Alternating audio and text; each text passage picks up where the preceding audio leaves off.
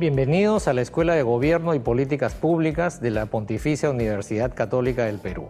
La Escuela de Gobierno es la unidad especializada en la formación de posgrado y educación continua para servidores públicos, así como investigadores y analistas políticos.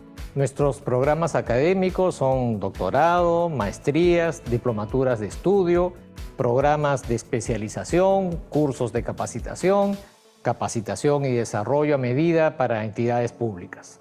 Todos nuestros programas académicos brindan conocimientos teóricos, herramientas y metodologías que buscan contribuir al fortalecimiento de la gobernabilidad, la democracia y el desarrollo del país, de la mano de especialistas, directivos y referentes de las principales instituciones públicas del país. Bajo la metodología PUC, buscamos formar agentes de cambio que puedan generar valor público a la sociedad. Te invitamos a ver nuestras próximas convocatorias en el siguiente link. Vive la experiencia PUC. Muchas iniciativas gubernamentales parten de pensar en la solución y no pensar en el problema. Así muchas veces uno se encuentra con soluciones que realmente no resuelven las problemáticas que deberían abordar. En la maestría en Gobierno y Políticas Públicas, conscientes de ello, se diseñaron una serie de cursos que son parte de la malla curricular que buscan que los alumnos justamente enfaticen en esto. Uno, sepan identificar los problemas, lo cual no solamente parte, digamos, de conocer la evidencia, la parte técnica, digamos, sino también las diferentes miradas de los actores respecto de los problemas públicos. Todo ello les permite luego plantear una alternativa de solución. Una alternativa de solución que además está muchas veces relacionada con los problemas de sus propias organizaciones. De esta manera, además de graduarse al desarrollar un trabajo de investigación que es un proyecto de innovación, también contribuyen al desarrollo de sus diferentes organizaciones y, por supuesto, al desarrollo del Perú. En los siguientes meses vamos a estar presentando justamente diferentes proyectos de innovación que son parte justamente del trabajo desarrollado por los alumnos a lo largo de 3 ciclos dentro de la maestría en Gobierno y Políticas Públicas. Los invitamos a estar atentos a nuestras redes y a conocer de estos proyectos de innovación. Hola, mi nombre es Kisley Blanco y soy egresada de la Maestría en Gobierno y Políticas Públicas de la PUC. Mi experiencia durante la maestría me ha permitido ser consciente de los desafíos que existen en el Perú, aquellos en los que puedo generar un cambio desde mi puesto de trabajo al idear nuevas propuestas efectivas que logren un impacto en la vida de los ciudadanos. Es momento de dar el siguiente paso en tu carrera profesional. Sé parte de la Maestría en Gobierno y Políticas Públicas de la PUC.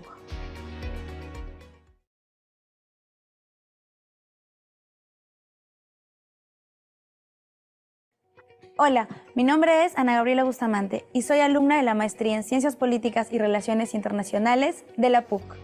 Elegí estudiar la maestría para tener un mejor alcance y visión, dado que mi mayor reto es ser parte de los jóvenes agentes de cambio que requiere nuestro país, trabajando por el Perú y mejorando la visión internacional que tienen de él. Decide ser un agente de cambio a nivel global. Sé parte de la Maestría en Ciencia Política y Relaciones Internacionales de la PUC.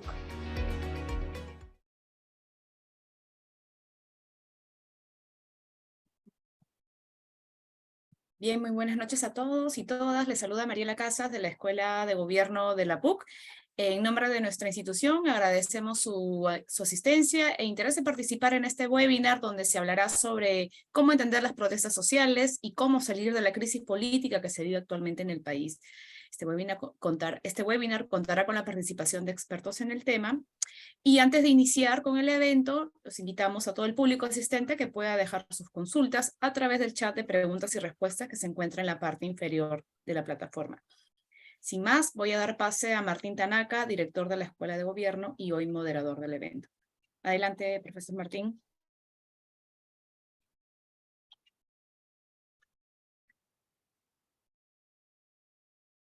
¿Qué tal?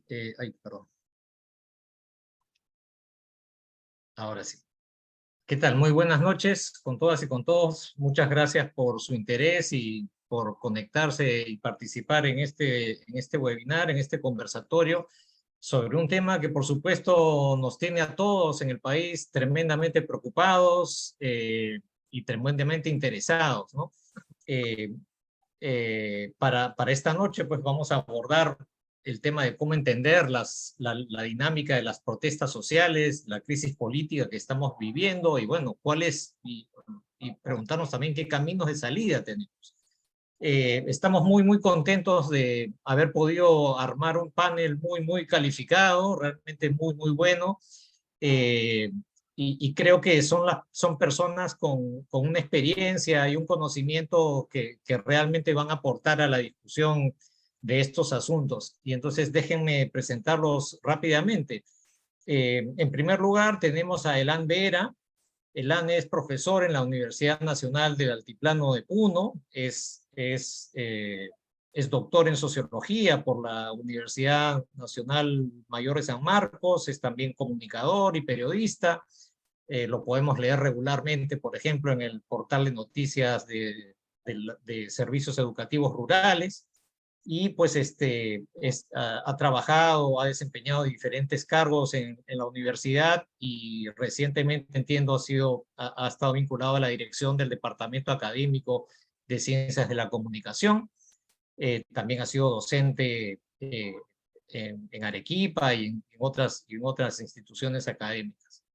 Tenemos, entonces, Elan nos va a poder contar su visión de qué es lo que está sucediendo, sobre todo en Puno y en el sur del país en general. Él tiene un amplio conocimiento sobre estos asuntos. Nos acompaña también Giselle Guamaní. Giselle, tenemos el gusto que en más de una ocasión haya sido profesora en cursos de la Escuela de Gobierno. Ella es experta en análisis y manejo en conflictos, tiene una maestría y estudios doctorales en ciencias políticas dedicada al tema de manejo de conflictos. Tiene mucha experiencia como facilitadora, como intermediadora en estos asuntos.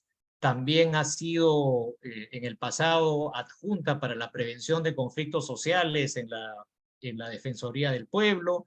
También ha trabajado en la Secretaría de Gestión y Diálogo de la Presidencia del Consejo de Ministros, así que la experiencia de Giselle es muy importante, muy valiosa para abordar estos asuntos. Y estamos también con Omar Coronel, que es profesor a tiempo completo de nuestra casa de estudios en la Pontificia Universidad Católica del Perú. Él tiene un doctorado en la Universidad de Notre Dame. Su línea de investigación es el estudio de los conflictos sociales. Él es uno de los coordinadores del Grupo Interdisciplinario de Investigación en Conflictos y Desigualdades Sociales. Y pues ha investigado y está escribiendo intensamente sobre estos temas, no solamente en el Perú, sino también desde una perspectiva comparada. Entonces creo que tenemos panelistas muy calificados para abordar estos asuntos. Yo cuando los invité a Elana, a Giselle y a Omar, les propuse la siguiente dinámica. Les dije, seguramente ustedes van a tener mucho que decir. Claro, el tiempo no es mucho. Entonces vamos a tener una primera rueda de 10 minutos. Yo lo que les he pedido es que, bueno, teniendo tantas cosas que decir, que digan con total libertad lo que les parece más importante decir para entender la dinámica de las protestas sociales. Yo les sugerí, pero es solamente una sugerencia, que claro, cada uno hable tomando en cuenta su trayectoria y su expertise más particular que acabo de presentar brevemente, pero les repito, siéntanse libres de decir lo que les parezca más útil para esta conversación. Y luego tendremos un momento de diálogo con cada uno de ustedes y esperemos que nos dé el tiempo para hacer una segunda y hasta una tercera ronda ya de conclusiones, ¿no? Entonces, por 10 minutos le doy la palabra a Elan. Adelante. Bien, buenas noches a todos y un gusto estar en contacto con la gente de la Católica y poder, digamos, compartir estas preguntas que ha dejado Martín y que creo que a todos nos mueven a buscar una respuesta, ¿no? Yo quisiera comenzar un poco así de frente. Este concepto que se tiene, esta idea que se tiene del sur, el sur andino en particular, como una zona radical de izquierda que siempre está en oposición a Lima, ¿no? Ahora, esta radicalidad, ¿no? Tratando de entender, digamos, por entrar por ahí, Esta radicalidad y rechazo al Estado Nacional, al diseño centralista, expresa que para la población del surandino hay un fracaso de este orden estatal gubernamental, ¿no? Si uno lo pone de manera muy simple, si el Estado estaría presente, vigente, con política pública, que la población aceptaría de buena gana, no tendría por qué haber este permanente rechazo al orden estatal gubernamental, ¿no? Pero lo que sucede es de que ese diseño centralista del país y de la política, y no solo de la política, ¿no? El diseño centralista es en términos económicos, culturales y hasta en temas hasta artísticos, ¿no? Yo considero que esta forma centralista o este diseño centralista tiene determinadas particularidades, ¿no? Hay muchos países en América Latina que también son centralistas, ¿no? O sea, no es tampoco una particularidad del país, ¿no? Que solo el Perú es centralista. Pero yo considero que una de las particularidades, porque puede haber más, pero quiero detenerme en una de las particularidades de ese centralismo que no gusta o de este orden estatal gubernamental rechazado es porque, por un lado, siempre se dice no hay Estado. Sí, ciertamente, en algunas partes muy alejadas, en lo que yo a veces llamo el interior del interior, no hay Estado. Pero gradualmente eso ha ido avanzando, ¿no? O sea, realmente hay una mayor presencia del Estado en puntos más alejados del país, ¿no? Que sigue habiendo ausencia, es cierto, pero hablemos de esta presencia.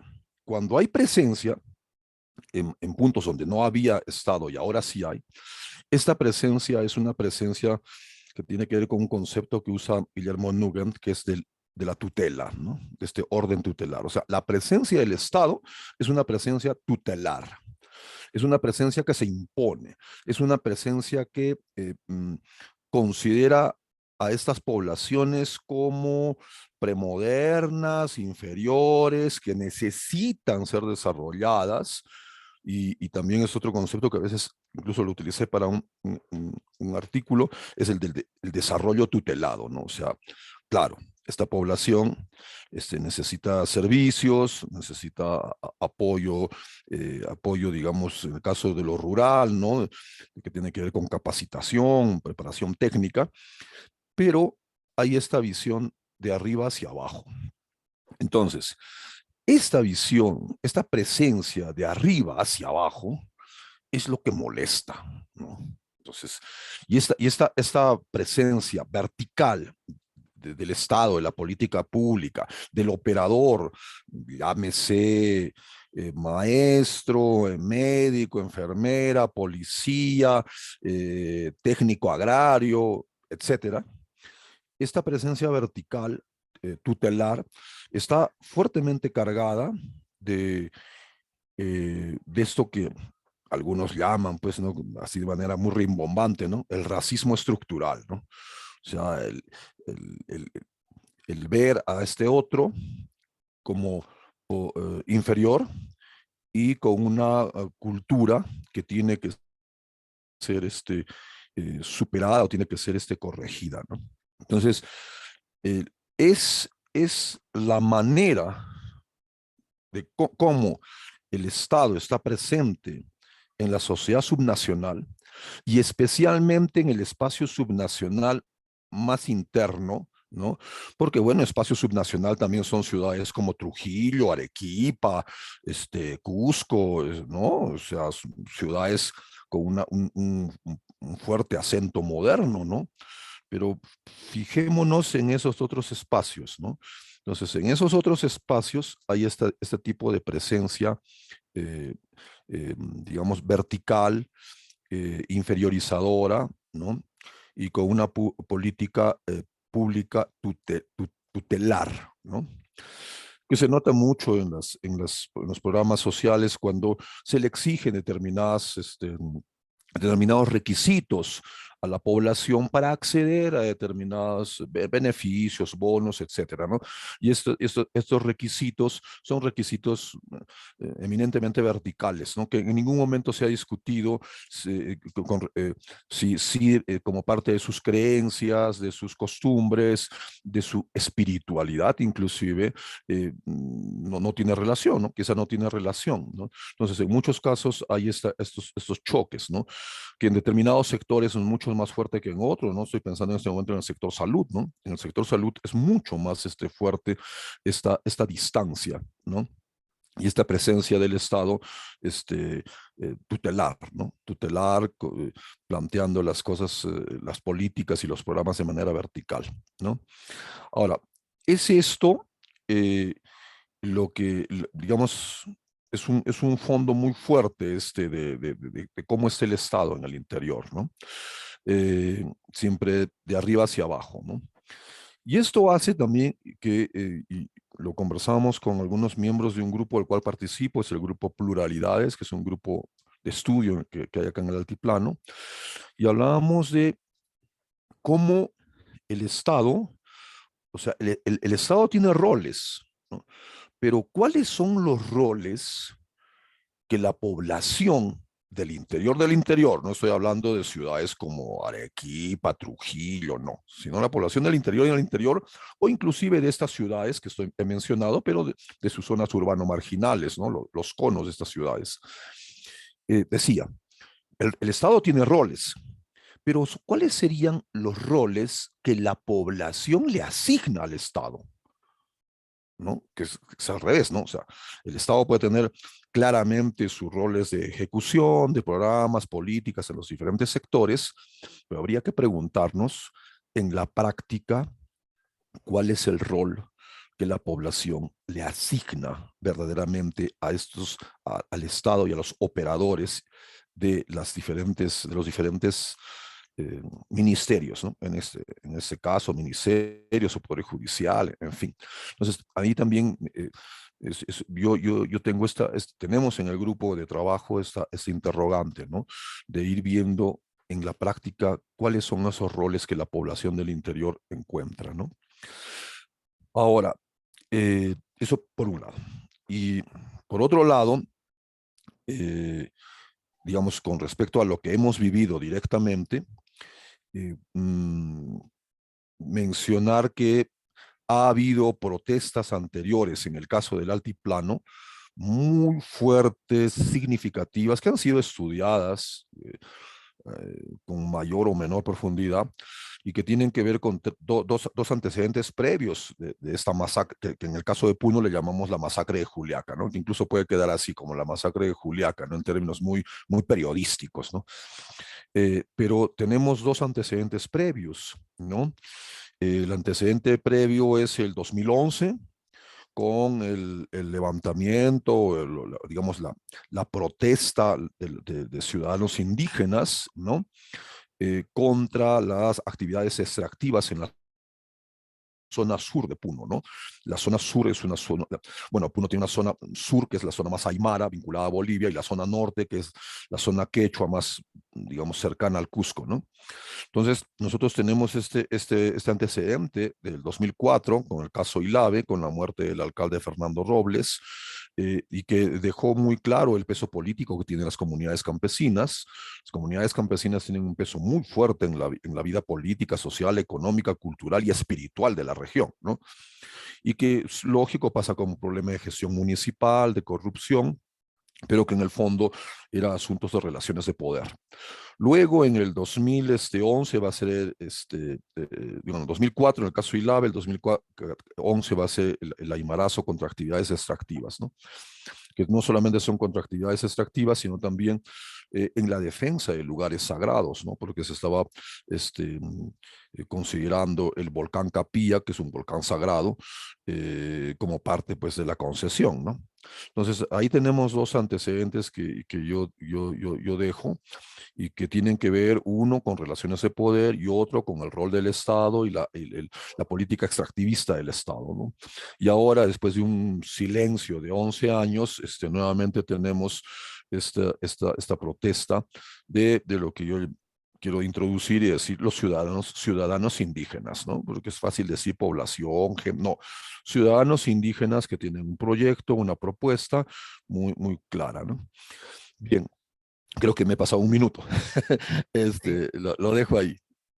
Perfecto, y en la siguiente intervención seguramente te voy a pedir que elabores más sobre lo último que estabas mencionando. Muchas gracias, Elan, por respetar el tiempo y le damos la palabra a Giselle. Gracias, Martín. Gracias, colegas. A ver, la pregunta de nuestro panel es cómo podemos entender los procesos, las protestas sociales que estamos viendo y que somos testigos y viviendo en este último mes. Para eso quiero ponerme en el rol de analista y poder dar algunas explicaciones a esta experiencia que estamos teniendo como país. Y es que las protestas son la expresión de demandas, algunas veces espontáneas, otras veces organizadas, pero que tienen un componente emocional muy fuerte, un componente emocional por muchos temas pendientes, pero también tiene un componente identitario muy fuerte. Además, hay una diversidad de sentimientos detrás de esto que tiene que ver con expectativas muy elevadas y la frustración a lo que sería un proyecto social que representaba el gobierno anterior. También las protestas en algunos lugares es caótica, pero también hay una organización. Y, por supuesto, hay, como en todo fenómeno social, hay una marginalidad de aquellos personas, individuos que puedan tomar ventaja de esta espontaneidad y vemos pues que, como en todas situaciones sociales en las calles, hay provechos individuales, ¿no? Pero es interesante y es importante entender las demandas y la base de estas protestas y cómo la respuesta del Estado genera una dinámica de acción, reacción y respuesta que genera un patrón de conducta, un patrón de conductas conflictivas en este caso.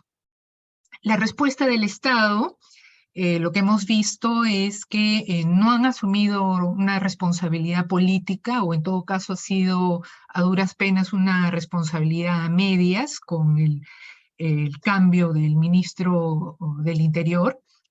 Ha sido un manejo del conflicto, de lo que podemos observar semi-organizado. Los funcionarios de la Secretaría de Diálogo se han desplegado en todo el país, pero vemos que la policía, precisamente en las zonas donde han habido estos enfrentamientos, no ha tenido un protocolo, no ha tenido una supervisión, un manejo de la situación de acuerdo a determinados principios de respeto a los derechos humanos, de la proporcionalidad, etcétera, ¿no? Entonces ahí, aunque la investigación todavía está por determinar cómo es que han ocurrido todas estas, ya el día de hoy, 54 o 52 muertes, aún así, de lo que se puede observar es que han habido situaciones totalmente fuera de control por parte de algunos frentes de la policía. Además de eso, se puede observar por parte de la respuesta del Estado que han enviado funcionarios y ministros a las diferentes regiones para buscar el diálogo. En algunos lugares pareciera que están avanzando más que en otros. En otros, definitivamente, la población está tan ofuscada, tan molesta que no quieren en este momento el diálogo. Hemos visto además que se ha conformado una comisión con un fondo también para las reparaciones, para ayudar a las familias de las víctimas, y que se está trabajando inclusive con representantes de la Comisión de Derechos Humanos y otras organizaciones. Vemos una cierta respuesta del Estado, pero una responsabilidad política a medias que se ha asumido. Entonces, las protestas no podemos verlas solamente como acciones y conductas de una parte, sino tenemos que verla en en este baile, en esta acción y reacción con las respuestas del Estado, y cómo ambas empiezan a tener una espiral de conductas y de acciones que nos describen la situación en la que estamos hoy. Entonces, lo que tenemos es un conflicto político que se superpone a los conflictos sociales, ¿no? La Defensoría del Pueblo identifica alrededor de 200, la Secretaría de Gestión Social y Diálogo identifica como 61 casos activos, ¿no? Pero todos estos casos, como ocurrió durante el periodo del COVID, todos estos casos quedan en pausa, los procesos de diálogo también quedan suspendidos, porque la urgencia y la prioridad de este conflicto político es lo que lleva a la atención y también las energías de los diferentes actores. ¿Qué tipo de conflicto político es este? Es un conflicto por el orden y el régimen social, ojo, tiene un componente identitario muy importante. Y lo que está en discusión es las estructuras, las instituciones, los procesos electorales que van a regirnos y que van a pautear qué tipo de gobierno y qué gobierno sería de aquí a los siguientes meses, ¿no? Entonces, son procesos fundamentales para el Estado y, por tanto, nos afecta a todos.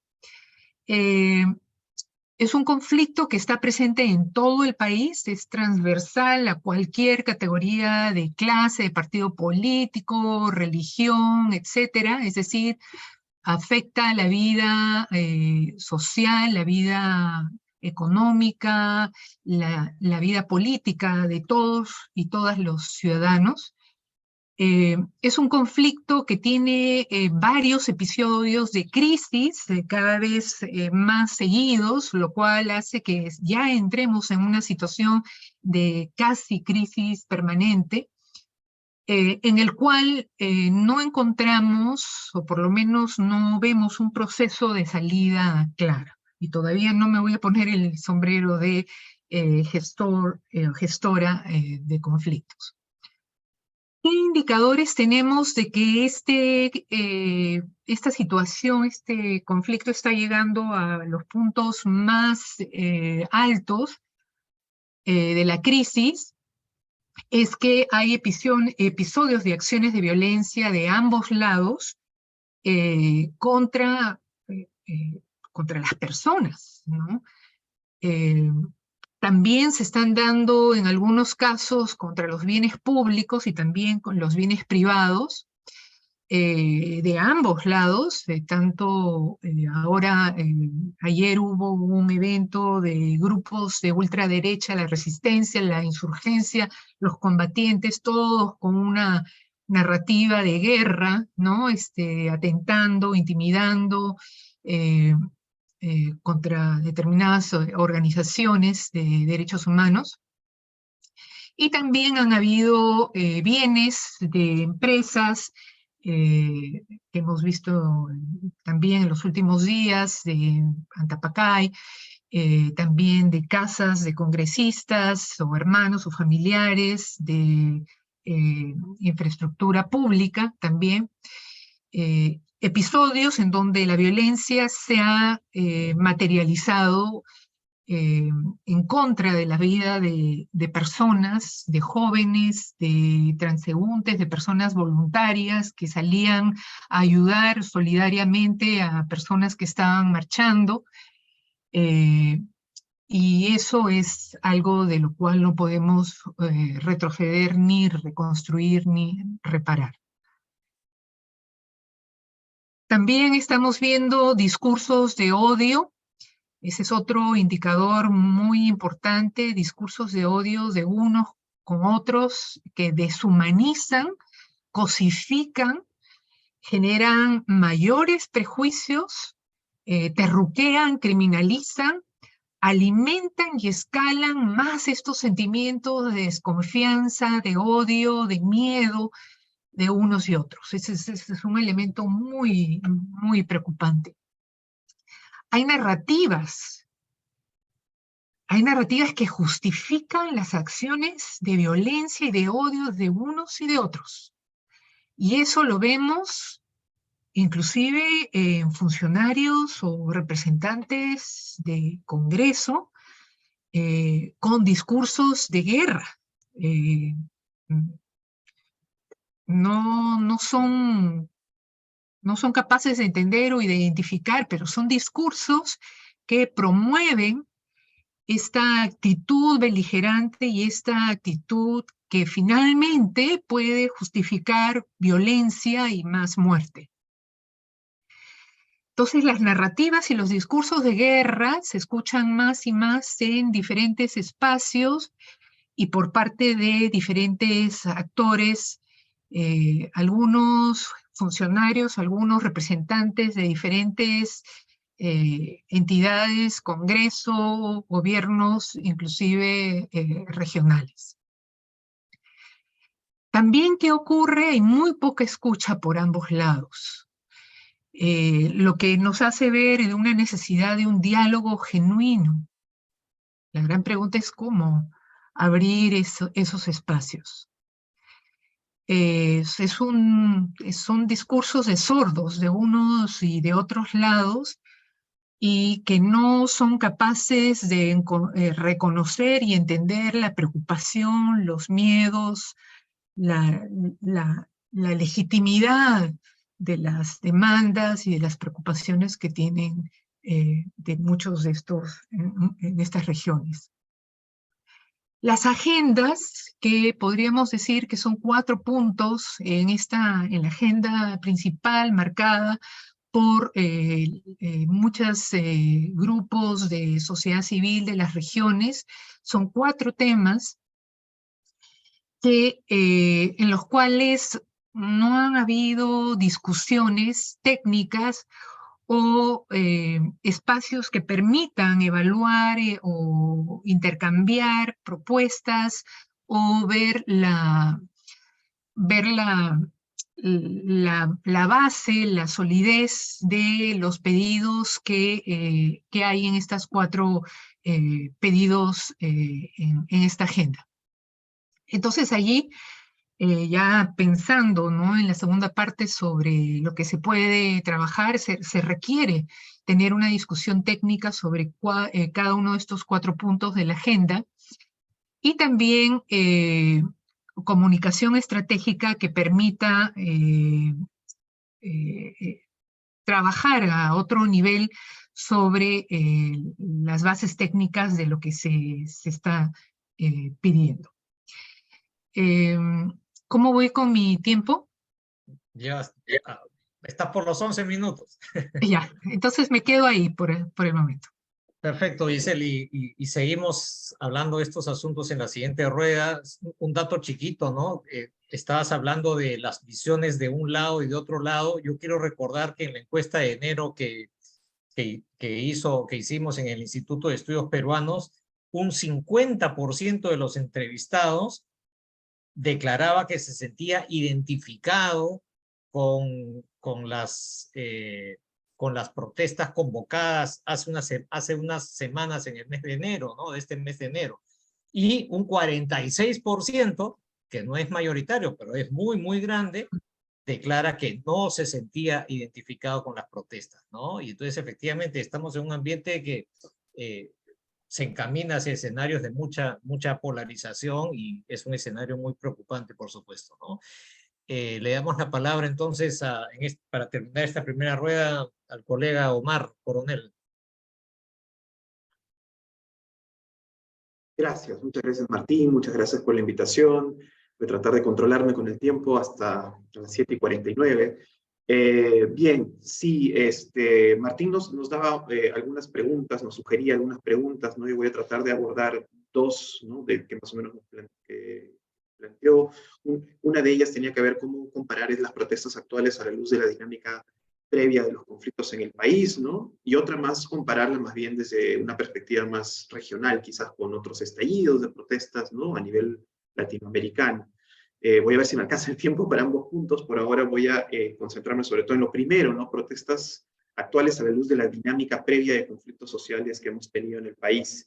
Yo creo que esto se puede abordar mirando tres dimensiones. Una primera que son las demandas, una segunda que son los actores y una tercera que son los repertorios de acción colectiva, ¿no? Digamos, para sintetizarlo. Pensando en las demandas, ¿no? En general, somos un país que protesta mucho. Yo siempre comienzo casi todas mis intervenciones diciendo eso, ¿no? Somos de los países que tienen mayor tasa de participación en protestas en América Latina, al menos siguiendo los datos de la POP. Y sí, o sea, tenemos en los últimos 20 años, ¿no? Más de 1000 protestas anuales, ¿no? Y esto hay que decirlo, en los últimos años esto se ha ido incrementando, nunca tanto como en el año 2022. El año que terminó ha sido el año con mayor número de protestas en lo que va el registro de la Defensoría del Pueblo, ¿no? Que comienza a registrar conflictos desde el 2004, pero protestas desde el 2008. Normalmente hay entre 1000, inclusive hasta 2000 protestas, pero el año que acabó ha tenido 3862 protestas, que es un número altísimo, ¿no? Y es el año claramente con más eventos de protestas, y en particular obviamente diciembre, que fue cuando se dio el autogolpe y estallaron las protestas en todo el país, ¿no? En diciembre han habido 704 protestas solamente ese mes, ¿no? Lo cual lo hace el mes con más eventos de protesta, ¿no? Desde que la Defensoría en 2008 empieza a registrar estas cifras, ¿no?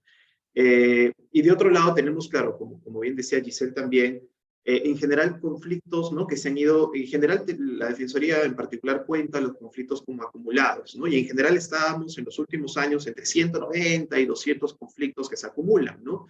Es decir, algunos meses se resuelven algunos, pero entran otros nuevos, y haciendo sumas y restas siempre está alrededor de 190 o 200, ¿no? En los últimos años. El último año esto se incrementó, ¿no? Pasamos de 200 a 221 conflictos, ¿no? No es el año con más conflictos sociales, ¿no? Durante la época del segundo gobierno de Alan García llegamos a un pico de cerca o alrededor de 300 conflictos sociales. Sin embargo, el tema de los eventos de protesta, más allá de los conflictos, nos hacen pensar en lo que decía Martín también, una sociedad que se está enfrentándose más, ¿no? Porque además, claro, la novedad es que los conflictos se están politizando, ¿no? O sea, la particularidad de todo este mar de protestas y conflictos sociales en los últimos 20 años era que la gran mayoría eran protestas sociales, locales y fragmentadas, ¿no? Con una fragmentación vertical y horizontal, como le solía decir Carlos Meléndez, ¿no? Con algunas excepciones, ¿no? Algunas excepciones de protestas que se politizaban, por ejemplo, todas las protestas vinculadas a No a Keiko, en contra de la candidatura de Fujimori, o en contra de la corrupción, ¿no? Que eran protestas más urbanas, más limeñas sobre todo, ¿no? Pero que iban de tanto en tanto, no eran la mayoría, ¿no? En general, es un periodo en el que por más que la izquierda lo haya intentado, el descontento, el malestar peruano no se llegó a politizar, en parte porque justamente no hay actores políticos muy consolidados para politizar esos malestares. La particularidad de este nuevo ciclo de protestas que vemos desde el autogolpe es que son protestas claramente muy políticas, ¿no? Inicialmente contra el Congreso, ¿no? Pidiendo el cierre del Congreso, en un momento inclusive la reposición, ¿no? Y la liberación de Castillo. Luego por la represión, la protesta es contra la represión, por justicia y reparación, y eso se va extendiendo luego a un mar de protestas que venían con demandas que van más allá de lo de Castillo o lo de Boluarte, ¿no? Eso es, digamos, lo que se ve en diciembre. Y lo que tenemos ahora ya es más o menos una convergencia con la demanda de la salida de Dina Boluarte, ¿no? Que después de las 3 masacres, ¿no? Yo también le llamo así, ¿no? La masacre de Apurímac, masacre de Ayacucho y masacre de Juliaca, ya se hace muy difícil, digamos, para muchos, por la mayoría, yo creo, de quienes se protestan, algún tipo de diálogo con Boluarte, hay una cierta convergencia en la idea de que tiene que salir Boluarte, ¿no? Que en términos sociológicos ha roto la economía moral, ¿no? De lo que se puede tolerar. Pero además de eso, ¿no? Hasta ahí, digamos, es muy parecido al momento Merino, salida de Merino, fuera Boluarte, ¿no? Yo creo que el componente extra de este ciclo es que aquí sí hay una mayor convergencia, no solamente por la salida de Boluarte, sino por algo más, ¿no? Giselle lo decía también muy bien cuando hablaba de estas demandas que tienen que ver con el régimen, con el orden social, ¿no? No, yo también creo que no ha habido un debate técnico, digamos, sobre la Asamblea Constituyente, pero creo que por esta coyuntura es que ha aumentado la sensación en muchos sectores de la sociedad civil de que es necesario una transformación más radical. No se sabe bien qué cosa es, y la gente, digamos, aterriza esa idea en la Asamblea Constituyente que parece ser el cupo de sus enemigos, ¿no? Entonces, al menos de la sociedad civil movilizada, quiero decir. Entonces ahí veo yo una cierta politización inusual, ¿no? Porque en la época de Merino el tema de la Asamblea Constituyente era una cosa muy pequeña, en cambio ahora es una cosa más extensa y yo creo que ha desbordado, ¿no? Y eso se ve también en la encuesta del IEP. Un segundo punto son los actores, ya no las demandas, ¿no? ¿Qué actores hay detrás de esto? Comparando con el 2020, donde, por ejemplo, era una cosa muy espontánea, muy grande, ¿no? Con una juventud, sobre todo una juventud, o sea, es muy variado, pero sobre todo una juventud clase mediera, más urbana, acá parte de abajo, ¿no? Parte de las comunidades, parte inclusive ni siquiera de las capitales de provincia, sino, como decía Elan, del interior, ¿no? Es de ahí de donde empiezan, digamos, el malestar en diciembre, y empieza a escalar y digamos, se rebalsa también con la represión, ¿no? Yo creo que eso es una cosa novedosa, ¿no? Esta presencia de comunidades campesinas, de organizaciones más rurales, de todo el tejido organizativo que ha alimentado las protestas estos 20 años, pero que no se había articulado. Ahora, por la amenaza, digamos, de la represión y de un gobierno que se siente abusivo, ¿no? Casi que es por eso que se empieza a forzar una cierta articulación más local, más regional, inclusive macro-regional, ¿no? En cuanto a los actores, ¿no? De los que habla la prensa, yo creo que, si bien yo no creo que los rezagos del terrorismo tengan un protagonismo tan grande como algunos en los medios de comunicación hacen pensar, pero más allá de ellos, sí pienso que hay dirigencias radicales, ¿no? Todos los que estudiamos conflictos sabemos que en cada punto hay dirigentes moderados, dirigentes radicales, ¿no? Como decía Giselle, es esta dinámica de danza, ¿no? Esta dinámica relacional, lo que hace que ante la represión y la necedad del gobierno, los dirigentes radicales se empoderen y empiezan a ganar una cierta audiencia que en otras circunstancias sería más minoritaria, ¿no? Eso por un lado. Yo creo que inclusive más importante que eso sí son los actores vinculados a economías ilegales. No creo que ellos sean los que dirijan, no creo que ellos alimenten la mayor parte del financiamiento de estas protestas, pero sí creo que, sobre todo en diciembre, ya no tanto en este ciclo de enero, sí tuvieron un rol en el desborde que hubo en esos días iniciales, ¿no? Creo que hay muy poca investigación todavía vinculada a la relación entre protestas y estas economías criminales, y ciertamente es de lo más distintivo en el crecimiento, digamos, de la economía, digamos, peruana en los últimos 10 años, ¿no? Y por último, quería hablar un poco, ¿no? He hablado un poco de demandas, de actores, ahora quería hablar de repertorios, ¿no? Repertorios de acción colectiva. En estos 20 años, los repertorios han sido mayoritariamente no violentos. La Defensoría misma en sus reportes más o menos lo señala. Ha habido protestas violentas, pero no son la mayoría. Para mi investigación, ¿no? Entre el 2008 y el 2018 recojo que es el 23% de protestas sociales las que han tenido involucrado en un acto de violencia. Es bastante, ¿no? Sobre todo si se compara con algunos promedios regionales, pero no es la mayoría, ¿no? Y la mayoría, digamos, de repertorios son marchas, son plantones, es otro tipo, digamos, de acción colectiva, ¿no? Y sin embargo ahora vemos, ¿no? Obviamente lo más destacado ha sido una presencia muy radicalizada desde el inicio. Yo creo que esto en parte es una reacción, es una violencia reactiva, digamos, a la represión y a la brutalidad de las fuerzas del orden, pero también creo que hay actores radicalizados, ¿no? Que han hecho algún tipo más de organización. Datos interesantes, ¿no? Yo creo, de acuerdo al IEP, del 2019 al 2023, la tolerancia a los bloqueos han bajado del 33 al 30%, la tolerancia a la paralización de los negocios, digamos, en protestas ha bajado del 28 al 23%, pero la tolerancia a agredir a las fuerzas del orden o a la policía se ha incrementado de 10 a 15%, tomando los datos del IEP del 19 y del 23. Yo creo que esto responde justamente a la sensación de crítica, ¿no?, al actuar de las fuerzas del orden. Casi 60%, de acuerdo al IEP, considera que ha habido excesos en el control de las protestas, ¿no? Solamente 26% del país está de acuerdo, el otro porcentaje no sabe.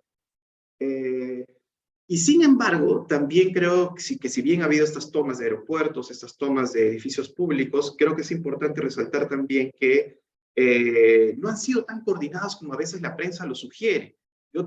Si no se hubiera visto, digamos, o sea, ha habido tomas, pero son tomas que claramente se deciden en el momento, ¿no? Ha habido sí tomas de fábricas y tomas de empresas que parecen más coordinadas, pero la mayoría parece bastante descoordinada. Inclusive los bloqueos parecen bastante descoordinados. Algunos negocian con la policía, otros no negocian con la policía, lo cual demuestra que en este episodio de protestas hay mucha movilización, pero también todavía fragmentación, ¿no? Con distintos liderazgos, que algunos ceden más, otros ceden menos, ¿no? Dependiendo de la zona y dependiendo de quiénes son las cabezas de cada una de estas protestas, ¿no? No hay un liderazgo unitario ni una centralización como en una distancia enorme, digamos, en esos términos, con los 4 suyos del año 2000, ¿no?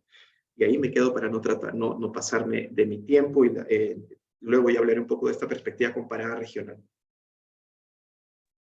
Bueno, muchas gracias, Omar. Bueno, les agradezco a los tres hacer el gran esfuerzo por ser disciplinados con el tiempo.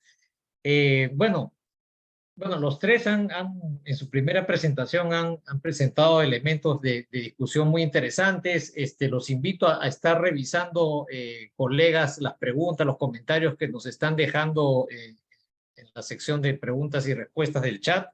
Yo las he leído y de alguna manera estoy intentando también recoger algunas de las preocupaciones que están allí, ¿no? A ver, lo más telegráficamente, quisiera plantearle algunos temas de reflexión a Elan. Elan, por ejemplo, habló de esta lógica tutelar, ¿no es cierto?, de arriba hacia abajo. Y, digamos, la otra cara de este asunto es, yo te pediría que explores hasta qué punto podemos hablar de que hay ¿cómo decirlo? Pues hay un proyecto que busque contrapesar eso, ¿no? ¿Se está gestando, dirías tú, o podría gestarse algún tipo de proyecto regional de naturaleza político o económico que diga, bueno, Lima nos quiere imponer esto, la agenda de la región es esta, ¿no? Va por este lado. ¿Percibes que existen elementos en esa línea más recientemente o en el último tiempo? Es una pregunta que creo que sería interesante, ¿no? Porque hablamos mucho también de la debilidad de las élites regionales, ¿no? En fin, entonces, no sé si es que percibirías que esto está cambiando a partir de esto último. Otra pregunta que te haría es, ¿cómo entender el papel de Pedro Castillo en toda la historia que has estado comentando, ¿no? Y tiene que ver también con lo que estaba comentando Omar, ¿no? ¿De qué manera el gobierno de Pedro Castillo ha sido el detonante, el gatillador para lo que estamos viendo, ¿no? Tú mencionaste al final de tu presentación cómo, si bien cada cierto tiempo hay episodios de protesta, de movilización intensas en Puno, hubo también un periodo de relativo silencio, ¿no?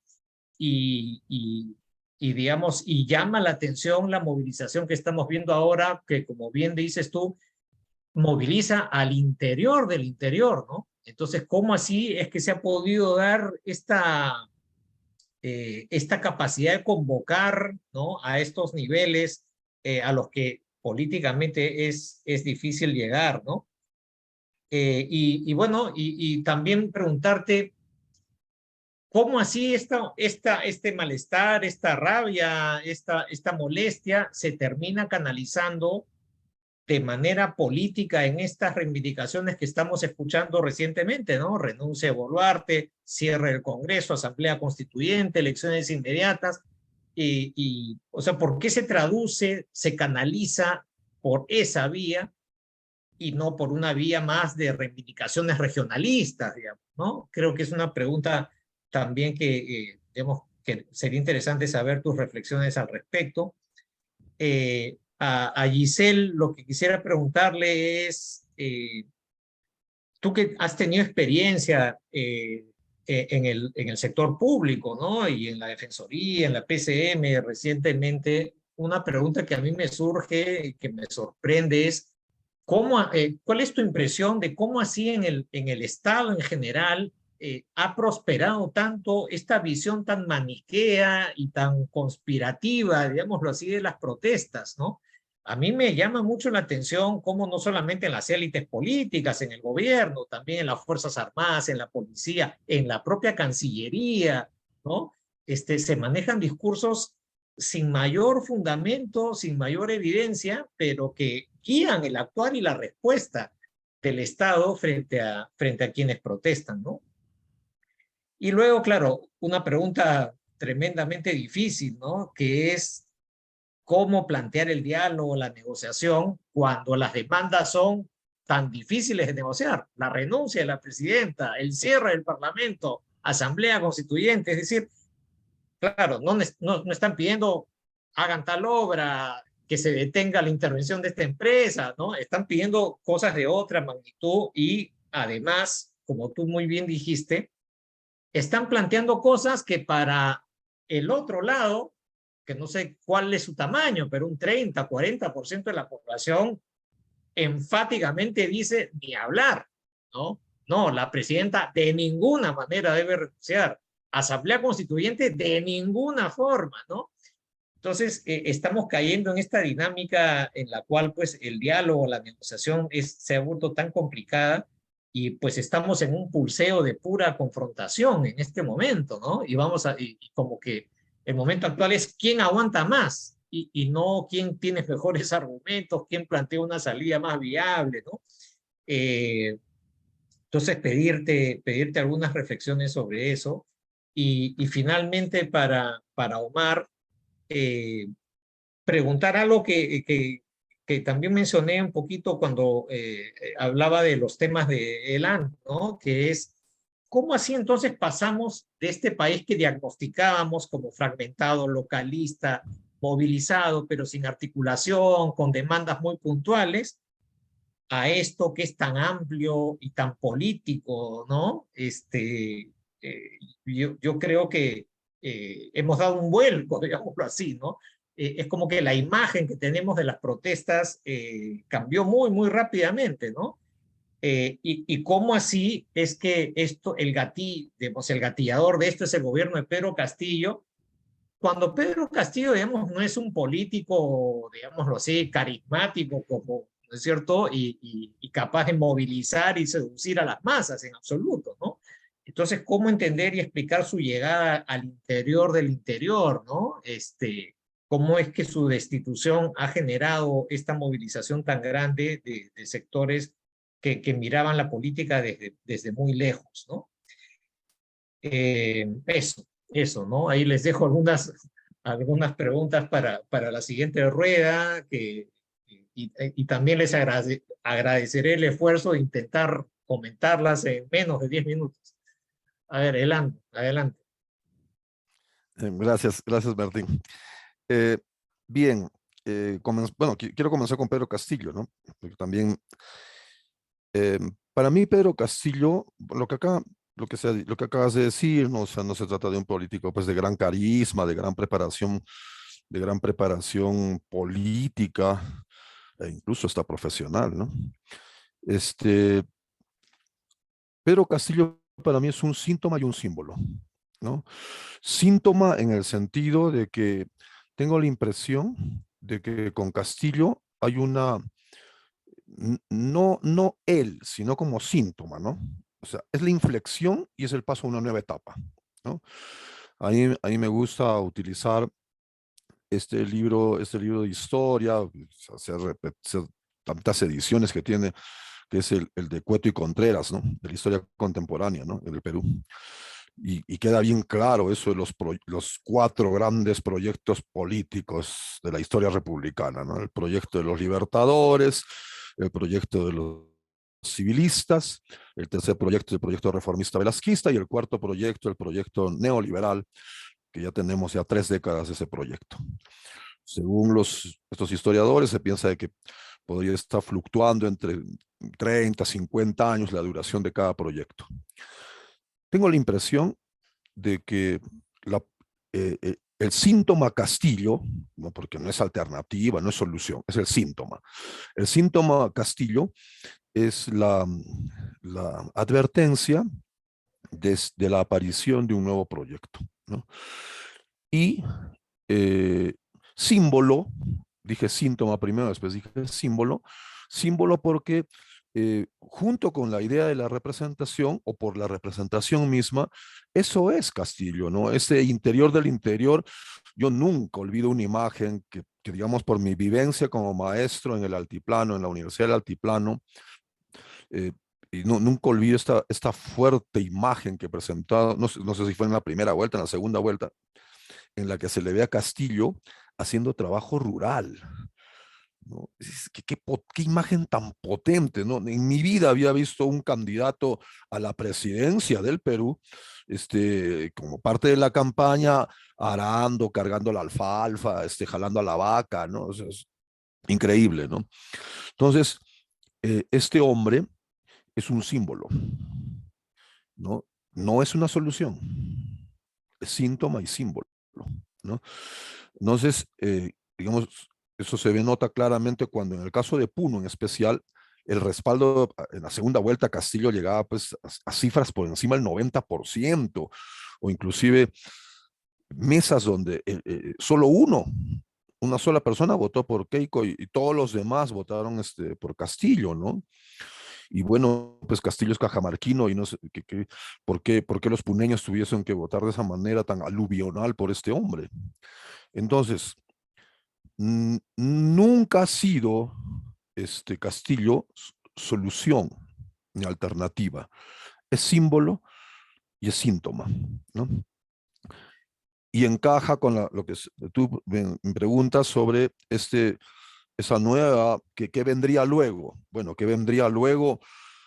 Hay un fuerte, al menos en el sur andino, hay un crecimiento de estas ideas que no solamente son en nuestro caso, sino también lo hemos vivido, lo hemos visto en Ecuador, en Bolivia, en el mismo Chile, ¿no? Que es todo este concepto de lo plurinacional, de la plurinación, ¿no? El país como plurinación, de esta perspectiva intercultural por la cual se tiene que entender la política, el papel del Estado, ¿no? Entonces, a mí me parece que esto tiene que ir madurando. No creo que esté en su maduración plena, ¿no? O sea, quizás los síntomas y los símbolos van a continuar, ¿no? Hasta que aparezca, enganchando con lo de Cueto y Contreras, ¿no? El quinto proyecto, ¿no? Pero es muy probable que el quinto proyecto tenga ese tono intercultural, ¿no? De recoger la importancia de las matrices culturales originarias, ¿no? Que puede ser muy romántico, ¿no? Y sí, de hecho lo estoy diciendo, es muy romántico, ¿no? Pero considero que estos elementos tendrán que estar presentes y van a estar presentes, supongo, en una nueva, digamos, en una nueva escena política, ¿no? Y que tiene que ver precisamente con la aparición, pues, ¿no? De un instrumento político, de un partido político que aglutine esas expectativas, ¿no? Tal como está, si mañana hay elecciones, bueno, como la gente está pidiendo, ¿no? Que las elecciones sean este año, bueno, pues vamos a tener más de lo mismo, ¿no? Creo que todos en eso vamos a coincidir, ¿no? Pero si hubiese una reforma política, una reforma electoral, seguramente podríamos dar cabida a la aparición de instrumentos políticos desde el movimiento indígena, desde de los movimientos populares, o desde este interior del interior, ¿no? Que es una cosa inédita, ¿no? toda esta movilización de ciudadanos indígenas hacia la capital de la República es algo nuevo en la historia del país, nuevos sujetos que quieren tener un protagonismo en la política en el Perú, ¿no? Ahora, me preguntabas con respecto a esto de los ciudadanos del interior, ¿no? Hay una cosa que no sé hasta qué punto estará trabajada, pero yo la percibo, es de que el ciudadano del interior se mueve en diferentes dimensiones en la actividad política, ¿no? O sea, hay una reacción, digamos, cuando en el distrito, no, más bajo, en la comunidad, ¿no? En la comunidad, ¿no? Todos sabemos que en las comunidades campesinas no hay pues elecciones, ¿no? No hay la lista 1, la lista 2, eso no existe en las comunidades campesinas, ¿no? En el caso de Puno, nuestras 1.200 comunidades campesinas, más o menos de las 9.000 y pico que hay en el Perú, ¿no? Entonces, en una comunidad no hay pues la lista 1, la lista 2, lo que hay es una manera rotatoria del poder, ¿no? Entonces, digamos, en la comunidad, este ciudadano, y en este momento estoy pensando en un ciudadano universitario, ¿ah? O sea, un muchacho que puede ser, o un profesor de la universidad, ¿no? Entonces, en la comunidad tiene una manera de relacionarse y de hacer vida política, obviamente en esa forma rotatoria. En el distrito, ¿no? Va a tener otro tipo digamos, de actuación, un poco, obviamente, más en el esquema moderno, ¿no? De la representación, de la elección, etcétera, de la mercantilización de la política también, ¿no? En el distrito, en la provincia y también en la región va variando también eso, ¿no? Distrito, provincia podría tener, digamos, comunidad, una forma, distrito, provincia, una segunda forma, región es otra, y también en las elecciones para congresistas, ¿no? Es otra variante porque se está eligiendo un representante hacia el Parlamento. Y otra dimensión en la elección del presidente de la República, ¿no? Entonces, en mi experiencia, yo he visto que los ciudadanos en el espacio subnacional mueven esas dimensiones, ¿no? Quizás digamos, un ciudadano urbano, moderno, capitalino, por ejemplo, lo ve todo en un solo paquete, ¿no? O sea, vota al distrito, a la provincia y hasta la presidencia por la misma agrupación, ¿no? Ahora, cosa que también en el interior a veces hay pues voto, digamos, que se vota por el mismo, ¿no? Pero digamos en algunos sectores un poco más elaborados o ciudadanos con una conciencia un poco más elaborada. En el interior he notado esa diferenciación. Comunidad, distrito, provincia, región, parlamento y presidente de la República. Cuando es presidente de la República, ahí sí la cosa es clara. Anticentralismo, ¿no? Cuando quizás en la provincia puede estar votando por un candidato pro empresa, ¿no? Como lo que sucede, por ejemplo, en Juliaca. En Juliaca se vota por gente que tiene que ver con la actividad económica, que favorece las actividades que no diremos pues que son nada santas, gran parte pues son informales, ¿no? Bueno, no gran parte, quizás el 100%, 90 y pico por ciento de las actividades económicas en Juliaca son informales, ¿no? Entonces es un estilo de vida incluso, ¿no? Y eso hay documentación al respecto, cómo la población lo entiende como un estilo de vida, ¿no? No pagar impuestos, bueno, pues ¿por qué le voy a pagar este Estado impuestos, ¿no? Entonces hay toda una cosa que tenemos que trabajar y que está presente en la población del interior, ¿no? Bueno, creo que lo dejo ahí un poco respondiendo a lo que me has preguntado. Muchas gracias, Elan. Giselle. Sí, gracias por este segundo espacio. A ver, me pongo en el sombrero de gestora, de intervenir en el proceso en el cual, el proceso de conflicto del cual estamos todos, y hay dos desafíos que tenemos. Uno es esta polarización, que en realidad es una bipolaridad, una dualidad entre los que quieren y no quieren las agendas, los 4 puntos que están en agenda. Y falsamente se ve como que no hay nadie en el medio, ¿no? Y en realidad hay organizaciones, hay una coalición de ciudadanos, hay redes, hay ciudadanos que están apostando por una salida pacífica y que sobre los 4 puntos de agenda, que son el cierre del Congreso, la reinstalación del presidente Castillo, la renuncia de la presidenta Dina Boluarte y el adelanto de elecciones, y bueno, también podríamos decir la constituyente, sus temas pues tienen posiciones diversas, ¿no? Entonces, no es cierto de que hay una bipolaridad, a pesar de que la dinámica del conflicto nos hiciera ver eso, ¿no? De que tenemos esta dualidad de posiciones. Entonces, ese por un lado es rescatar ese centro y rescatar también estas apuestas por un proceso pacífico de diálogo en torno a estas 4 o 5 puntos de agenda que en este momento se muestran como maximalistas y muy posicionados.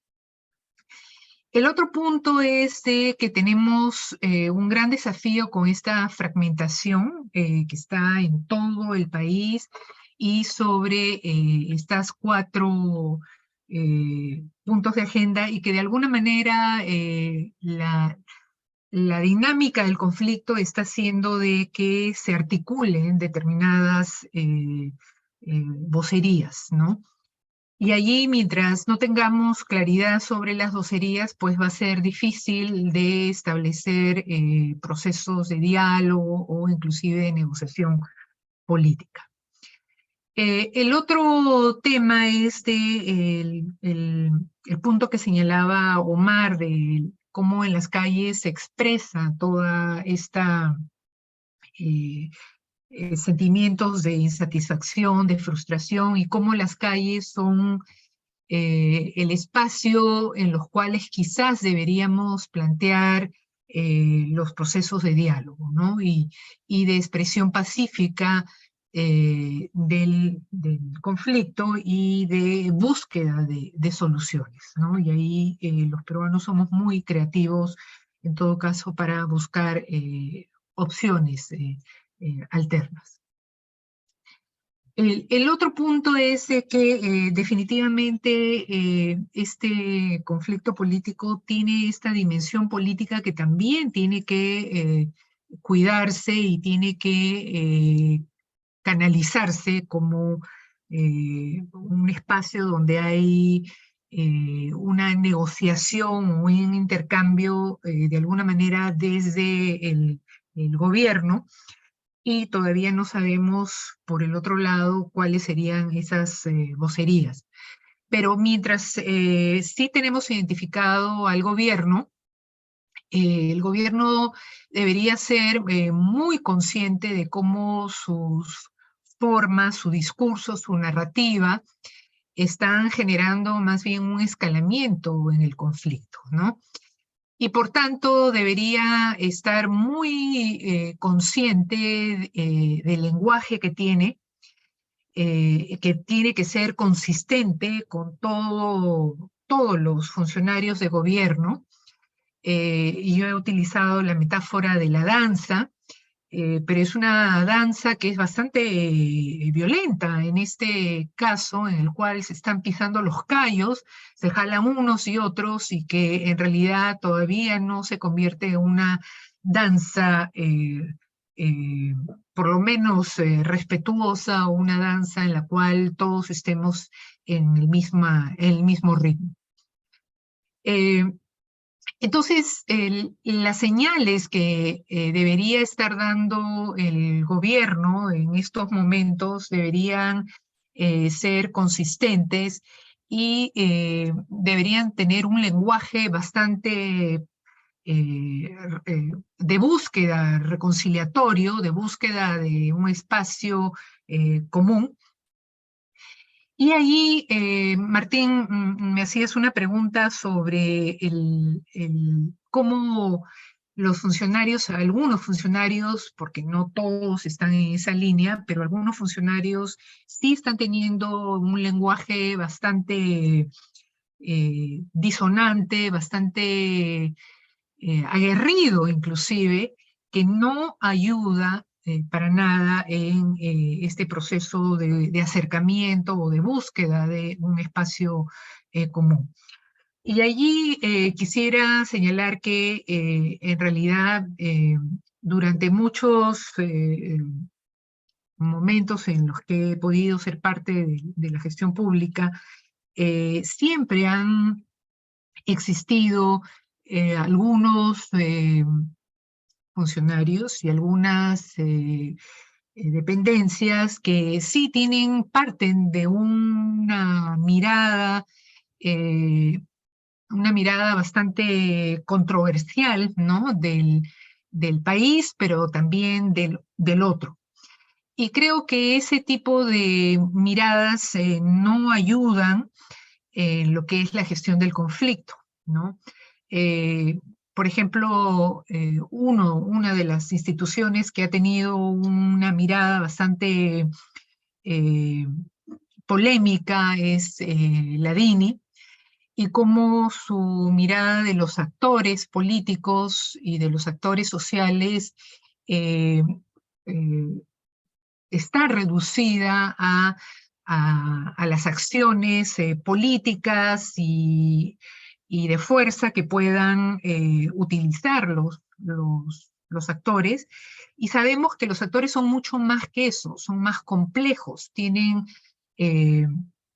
otras facetas, otras potencialidades, inclusive vocación para la paz, que también es importante rescatar y es importante sumarla al análisis, ¿no? Para que los análisis no sean reduccionistas y vean al otro como simplemente posibles obstáculos o peligros, ¿no? para la democracia, ¿no? Y no caer en este terruqueo, en a veces estas miradas bastante reduccionistas y cosificantes, ¿no? Entonces, sí tenemos que el gobierno de Castillo ha tenido el efecto Castillo, y yo lo llamo así, que con mucho con el primer ministro Bellido, ¿no? Vendieron mucho humo, ¿no? Y muchas de las propuestas que podían haber sido propuestas interesantes, ¿no? Por ejemplo, la reforma agraria es un ejemplo de ello, no tenían una base técnica que siguiera al discurso político que propuso y elevó las expectativas y jugó con las expectativas de muchos grupos, mucha población que miraba esa promesa como una manera de tener sus problemáticas resueltas, ¿no? Entonces, el efecto Castillo lo que ha tenido, y también el efecto Bellido, lo que han tenido es que por la magia de la palabra, ¿no? o el efecto de la palabra, que muchas veces no tenía, en su gran mayoría, no tenía una base técnica, ni siquiera un seguimiento. Los consejos descentralizados que durante meses no tenían un seguimiento a todas las cantidad de promesas que se habían hecho y que finalmente quedaron suspendidas, ¿no? Estas promesas que se hicieron y que han tenido, pues, junto con este lenguaje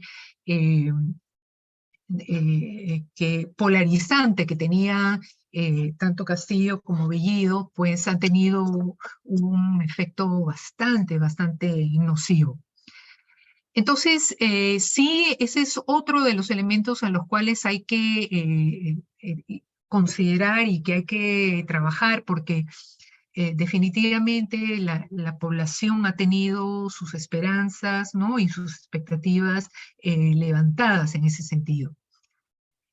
¿Cómo manejar, cómo reconducir todo este fenómeno? De ahí necesitamos pensar en cómo sumar diferentes organizaciones e instituciones que sí les queda credibilidad y que apuesten por procesos de acercamiento y de diálogo, tanto como las iglesias, la Defensoría del Pueblo, las coaliciones y organizaciones de sociedad civil, las organizaciones internacionales, que puedan crear espacios seguros y que puedan servir de garantes o de facilitadores de estos procesos. Y me quedo acá para no excederme en mi tiempo. Muchas gracias, Giselle. Entonces, le damos la palabra a Omar. Gracias. Sí, gracias por las preguntas. Sí, la primera pregunta sí, me parece muy pertinente, ¿no? O sea, cómo hemos pasado de una mirada de fragmentación, ¿no? Que es más o menos lo que había caracterizado a las protestas sociales, a una aparente articulación, ¿no? Hace recordar en los debates de los 90, ¿no? Donde se pensaba una sociedad civil muy articulada y organizada, que en un momento u otro termina siendo algo muy disperso. Para empezar, yo creo que no se ha dado una articulación ya, ¿no? De un movimiento social o de una especie de cooperación muy ordenada, ¿no? Lo que veo es más que lo que impulsa estas coordinaciones locales, ¿no? Tiene que ver más que con las iniciativas propias solamente, con lo que decía Giselle, ¿no? Esta danza hostil, ¿no? Como también en algún momento utilizaba la metáfora Alberto Vergara, ¿no? Esta vinculación con la represión, ¿no? Que implica una enorme amenaza, ¿no? Porque si la represión de Merino durante los 6 días que dura su gobierno se percibía, ¿no? Como una amenaza autoritaria por la forma abusiva en que usaba el poder, y la forma abusiva en que, digamos, intentó organizar su gobierno, lo que estamos viendo ahora es simplemente eso multiplicado por 25, ¿no? Es una amenaza muy intensa, ¿no? Que yo creo que ha forzado a que la gente se tenga que organizar a que no los maten, ¿no? O sea, para tener, digamos, una presencia ciudadana que no implique arriesgar la vida, ¿no? Porque además de la represión, simbólicamente, como lo decía Giselle también, está el tema de la humillación, ¿no?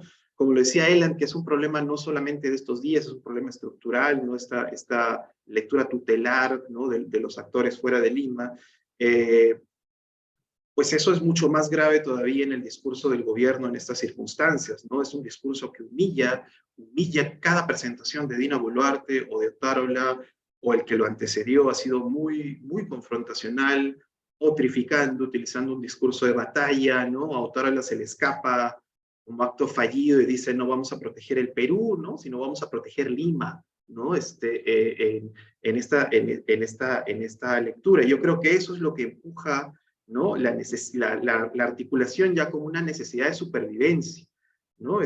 Ahora, no es una gran articulación macro-regional, muchísimo menos nacional. Yo creo que hay ciertas convergencias, pero hay mucha desconfianza, ¿no? Todos estos 20 años yo creo que sigue existiendo una enorme desconfianza de actores políticos. Si había desconfianza hace 10 años durante Conga, que vino, yo creo que en el 2022-23 hay mucha más desconfianza a todo tipo de actores políticos, de centro, de izquierda y de derecha. Hoy día se ha expulsado Ruth Luque de la Plaza de Armas de Cusco, ¿no?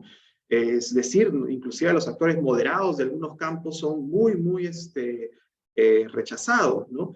De otro lado, hay esta falta de liderazgos nacionales o más regionales, ¿no? Hay alguno que otro que tiene un poco menos de rechazo, digamos, pero sí es clarísimo, ¿no? La falta de legitimidad, ¿no? Y por último, hay discrepancia en las demandas, ¿no? Como bien lo decía Giselle, no es muy claro, ¿no? Que todos los que están marchando ahora tengan las mismas demandas. Yo creo que también hay muchas divergencias. Las marchas en Lima han sido bien divididas, ¿no? Hay jóvenes que no quieren marchar con el bloque de los etnocaceristas, ¿no? gente de Alfa y Omega que no quieren marchar con otros grupos religiosos, ¿no? Entonces, hay una dispersión ahí de actores que es bien distinta, creo, a otros momentos, como hace 20 años, ¿no? Entonces, estos son 4 suyos que avanzan hacia Lima, pero son 4 suyos muy distintos al de hace 22 años. Hace 22 años, si bien hay un grupo de estudiantes que son los que se rebelan inicialmente contra Fujimori en el 97, para los 4 suyos, los actores fundamentales, creo yo, son los partidos políticos, que son los que coordinan, organizan, hacen un comité de lucha, hay un liderazgo de Toledo, ¿no? Yo creo que ahí comparando un poco, jalando lo que quería decir, que yo no me va a alcanzar el tiempo de la comparación regional, en otros países, cuando hemos visto estallidos en Chile, en Colombia, ¿no? En Ecuador o Bolivia, lo que hemos visto es que hay actores sociales que están protestando, hay estallidos muy intensos, pero que luego tienen algún tipo de vinculación, canalización por espacios institucionales, partidos de izquierda, movimientos sociales, ¿no? En algunos casos son más importantes los partidos o las coaliciones, como Colombia Humana, en otros casos son más fuertes la CONAIE o el MAS, la CONAIE en Ecuador, el MAS en Bolivia, el Frente Amplio en Chile, ¿no? Espacios institucionales, ¿no? En el caso de la CONAIE tiene Pachacuti, que es un partido, ¿no? Muy vinculado a la organización indígena, que van absorbiendo esa rabia y procesándola, ¿no? Y ofreciendo las elecciones como un canal para resolver, distender esto. Lamentablemente, una cosa que es muy particular al Perú es que no tenemos eso. No tenemos esos actores, no tenemos esos actores que hagan converger, que esa rabia la canalicen por esos pasillos, ¿no? Ni en caso de partidos, y lamentablemente tampoco en caso de movimientos sociales de ese tipo, ¿no? Entonces, yo creo que un grave problema y cuando uno compara estallidos y sus resultados en América Latina, es el rol de los partidos, en algunos casos más o menos institucionalizados, ¿no? También el rol de la presencia de movimientos sociales y el rol de las elecciones como una promesa democrática de solución. Yo creo que actualmente hay muchos sectores que sí ven a las elecciones como una solución, pero también hay muchos otros que ya no confían ni en las propias elecciones, ¿no? Desconfían de la propia institución, de la consecuencia de esas elecciones, un Congreso que va a hacer lo mismo, ¿no? Tanto en izquierdas como en derechas, ¿no? Entonces, ese descreimiento, esa falta de entusiasmo, con eso yo creo que nos diferencia y nos pone una particularidad, digamos, para la situación en Perú versus lo que ocurre en América Latina. Sin embargo, yo creo que sí había más insumos de los que pensábamos para articular, ¿no? Lo que se ha visto particularmente en Puno, pero también en el Ayacucho, en Apurímac, es la capacidad que puede tener la comunidad campesina, la capacidad que puede tener la identidad indígena, en el caso particular de los aymares en Ilave, ¿no? La particularidad que puede tener la religión, ¿no? Ahorita quienes están despidiendo religiosamente a sus hijos y hermanos que se van a Lima como quien se va a la guerra, lo hacen rezando, esto me lo explicaba Rolando Pérez, ¿no? Con la espiritualidad muy propia del pentecostalismo, que no es para nada progresista, sino más bien es justamente el bloque evangélico que históricamente, al menos en los últimos años, ha sido súper conservador, el que nutre con mis hijos no te metas, ¿no? Sin embargo, esa forma muy espiritual, muy emotiva, el que se ve en los rezos en Puno, tiene que ver con ese pentecostalismo que se utiliza para canalizar unas emociones muy intensas, ¿no? O sea, el tema de la religión, el tema de la identidad indígena, el tema de la comunidad como estructura, yo creo que sí es lo que estamos viendo en esta coyuntura, es la semilla tan importante que tiene para articular y movilizar, ¿no? Que no había ocurrido en otros momentos, sea porque no había una amenaza que se percibía como tan intensa, o sea porque no había las condiciones todavía. Para terminar, cuando hablamos de Castillo, si es la causa, yo creo, yo me he paseado, digamos, por todos lados diciendo que en la época del gobierno de Castillo había unas fantasías movimentistas de izquierda y de derecha, ¿no? Mi argumento es un poco, Castillo tiene una popularidad que fluctúa entre el 20 y el 30%, pero no es mayúsculo, inclusive en su base, en las zonas rurales, en el sector de IE, bajó hace rato del 50%, ¿no? Entonces, yo creo que Castillo ahorita, el Castillo que existe ahorita en el imaginario, ¿no? Siguiendo un poco lo que decía Ellen, ya no es el Castillo de carne y hueso, que es el político mediocre, el político corrupto, el político a todas luces, sin muchas luces, ¿no? Sino el Castillo mito, el castillo símbolo o el castillo mito, ¿no? Que es básicamente su fuerza está en la representación sociológica que tiene, ¿no? Yo creo que si el gobierno de Boluarte no hubiese reprimido, hubiese convocado elecciones, no hubiese generado una coalición tan evidente, digamos, con el Congreso, aunque quizás era la única forma que ella veía de sobrevivir, Yo creo que probablemente sí hubiese habido protestas, ¿no? Con la con la salida de Castillo, pero que no hubiesen escalado como han escalado ahora. Yo creo que la escalada de protestas ahora tiene que ver con la represión, tiene que ver con el discurso insultante, muy beligerante del gobierno, que digamos ha hecho crecer otro tipo de demandas y en el proceso ha romantizado y ha hecho crecer la figura del mito de Castillo. O sea, Castillo no, no tendría el nivel de mito que tiene ahorita en estos sectores si no fuera por el contraste que ahora se ve, ¿no? La idea que tenían antes, que decían los castillistas, era que o castillismo o barbarie, ¿no? Y lo que se está viendo ahora es que más o menos eso se cumple, ¿no? Y eso no hace más que ayudar, ¿no? A la petrificación de ese mito contra lo que quieren justamente los que están reprimiendo, ¿no? Sí, no, yo me quedaría ahí un poco para responder a las preguntas, y sé que ya más me he pasado el tiempo. Gracias. Muchas gracias, estimados colegas. Creo que ha sido una conversación súper interesante. Lo que les pediría es hacer una rueda cortita, 2-3 minutos, porque ya estamos volando de tiempo, con reflexiones finales, ¿no? ¿Qué es lo último, la última idea con la que quisieran que nuestros oyentes se queden pensando en lo que viene, ¿no? Pensando sobre todo en lo que viene. Por supuesto, es imposible predecir qué va a pasar, pero ¿qué escenarios se imaginan que van a ocurrir en el próximo tiempo? Y también los animaría a especular un poco qué consecuencias va a tener todo lo que está pasando sobre el escenario electoral, ¿no? Ya lanzó esta idea de que podría estar en gestación un proyecto político con alguna base regional, identitaria, ¿no? Es una posibilidad.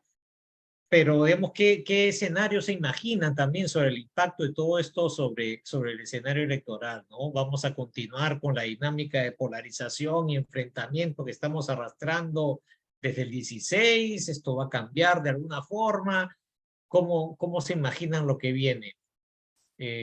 A ver, y les pido que intenten responder esto tan difícil en unos 3 minutitos. Elan, adelante. Bien, bueno, a mí me parece que el escenario de polarización se va a mantener. Quizás lo que va a haber, yo veo que en el caso digamos, el sur andino, ¿no? Que es el espacio en el cual yo me muevo, ¿no? Va a haber un proceso, y está habiendo, creo yo, un proceso de mayor maduración, ¿no? Que tiene que ver con la cultura política, ¿no? Entonces, esto de lo que acaba de decir Omar, ¿no? Esta gran cantidad de gente que ha ido, que ha despedido a su familia, a sus hijos, hasta digamos, una cosa muy espiritual, muy religiosa. Eso va a traer consecuencias, ¿no? Eso va a traer consecuencias cuando toda esta gente que ha ido y que, bueno, ya veremos qué es lo que pasa, pero cuando regrese. Yo pienso que sí va a traer consecuencias en las decisiones políticas o este año, en el 2024, ¿no? Entonces, yo considero que va a haber una ligera, por lo menos, maduración de la cultura política en el espacio subnacional, ¿no? Ahora, yo más bien quisiera poner un acento en una idea que siempre yo tengo acá en Puno, en la región, que tiene que ver con los partidos políticos y con los movimientos regionales, ¿no? Los partidos políticos y los movimientos regionales, especialmente los movimientos regionales en el interior, son movimientos hongo, o sea, son hongos. Solo aparecen en momento electoral. Yo sé que ustedes que están allá en Lima ven los locales partidarios de todos los partidos políticos, ¿no? O sea, ahí están. Pero en el interior no existen, ¿no? Los partidos nacionales y mucho menos los movimientos regionales. Entonces, mientras sigan existiendo, bueno, también es una licencia muy generosa decirles partidos políticos, ¿no? Pero llamémoslos, ¿no? Los partidos políticos, movimientos regionales. Mientras existan partidos políticos y movimientos regionales que son hongos y que solamente aparecen en elecciones, vamos a tener, digamos, todos estos problemas, ¿no? ¿Qué sucedería si como parte de la reforma electoral y política exigimos que los partidos políticos y movimientos regionales tengan un local partidario en lo cual la ciudadanía del interior puede visitar, circular, ver las actividades que se realizan y conocer cuáles son, pues, los correligionarios, la gente que está expuesta políticamente, ¿no? y evitar, digamos, esta mercantilización exagerada en la cual los candidatos, digamos, súbitamente aparecen, ¿no? Entonces, a mí mi experiencia en el interior me muestra la importancia de que los partidos políticos estén mucho más expuestos. Obviamente hay otros elementos muy importantes en la reforma electoral que tiene que ver con financiamiento, ¿no? Principalmente, pero yo pondría este acento en este punto. Y respondiendo un poco a las preguntas que están en el chat, había una pregunta sobre el gobierno regional y ciudadanía. En algunas regiones, en algunas regiones y particularmente en el caso del Puno, a veces la obra regional no es una obra pública de impacto general.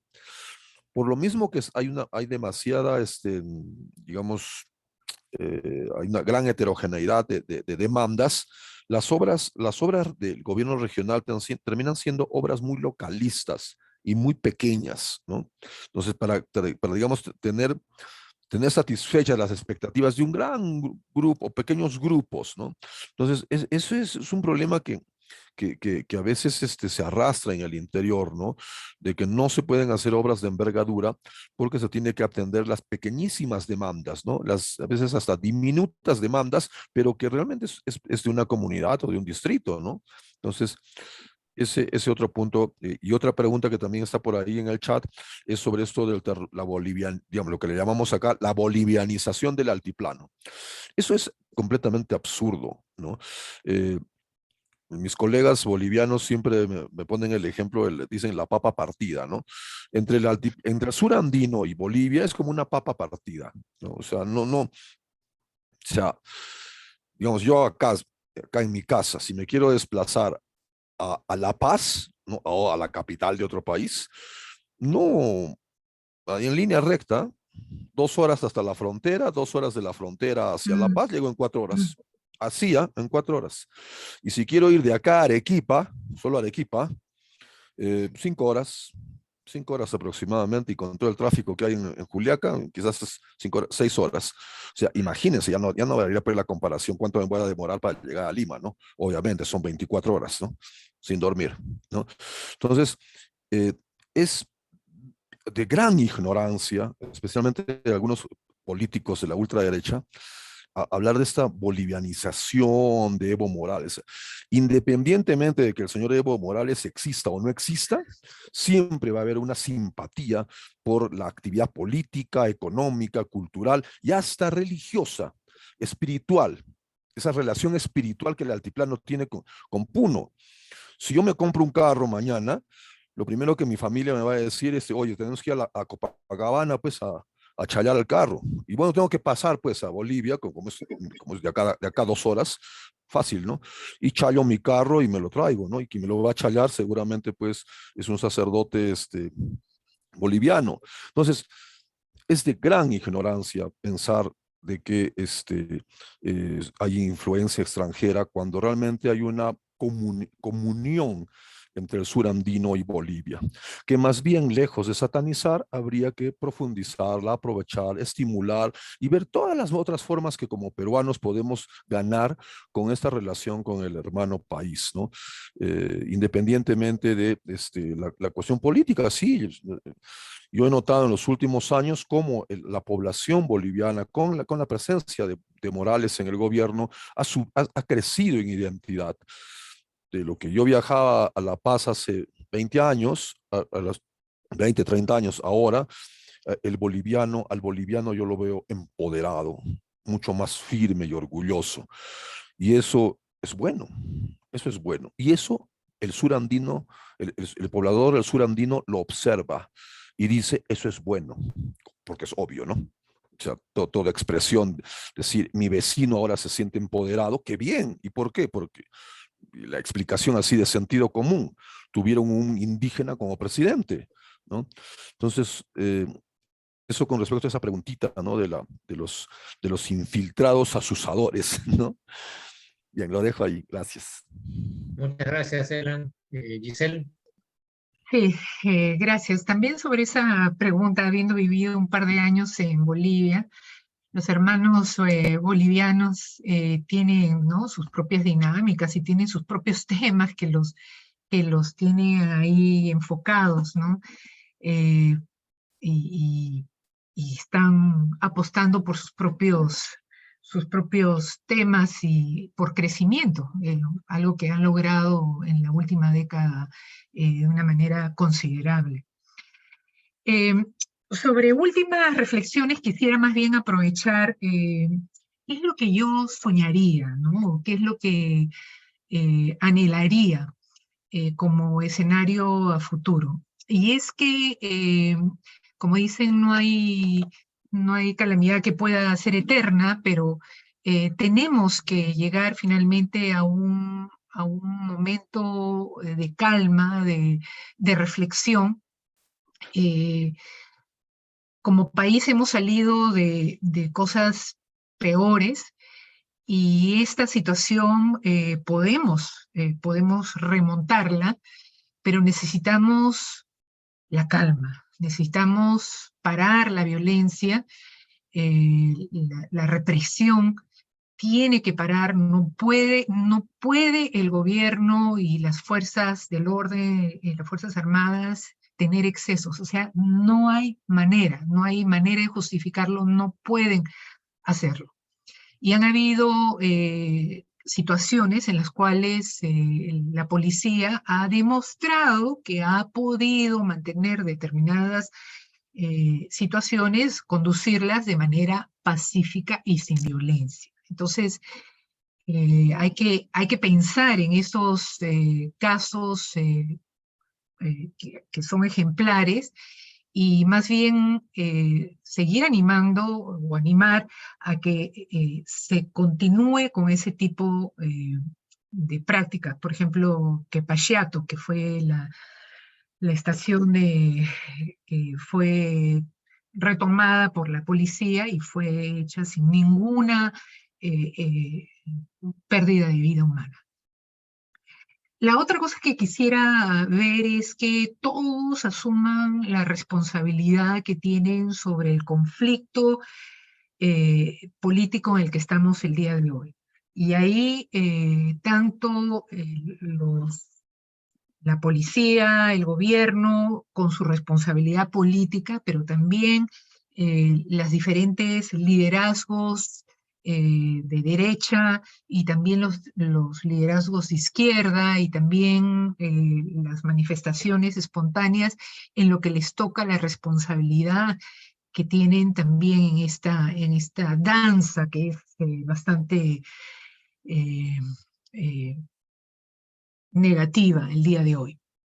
También anhelo y espero, y ahí reconozco también los esfuerzos que están haciendo algunas coaliciones, organizaciones de la sociedad civil, las iglesias, las organizaciones internacionales que están preocupadas por la situación que está viviendo el Perú el día de hoy.